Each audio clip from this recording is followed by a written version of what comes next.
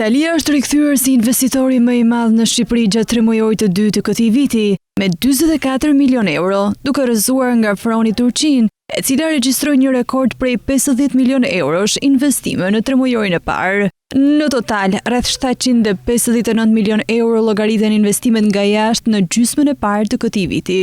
Pavarësisht se Italia, Turqia, Holanda dhe Austria janë shtetet që historikisht kryesojnë për blerjen e investimeve në Shqipëri, ato rezultojnë me pak rënje, ndërsa shtetet që kanë pasur në fakt rritjen më të lartë të investimeve në Shqipëri janë Shtetet e Bashkuara të Amerikës dhe Kosova. Por në cilët sektor investojnë ata më shumë? Me 149 milion euro, pasuritë e paluajtshme nuk ndalen se tërhequri investime nga jashtë. Ky sektor përthith 37% të gjithë investimeve të huaja në vend, ndjekur nga aktivitete financiare dhe të sigurimit me 18% ose 72 milion euro, industria nxjerrëse me 11.8% ose 47 milion euro, tregtia me shumicë dhe me pakicë, riparimi i automjeteve dhe motorcikletave me 33 milion euro ose 8% të totalit. Dhe në vend të pestë, energjia elektrike, gazi dhe uji me 31 milion euro ose thëndryshe 7.8% të investimeve.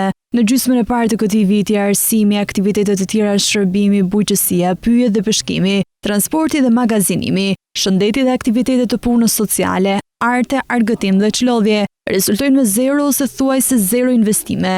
Së fundmi, në konferencën Horizonti i ri të mbajtur në Vjenë, kryeministri Edi Rama i bëri thirrje austriakëve që të investojnë në sektorin e energjisë, të infrastrukturës, turizmit dhe teknologjisë në Shqipëri.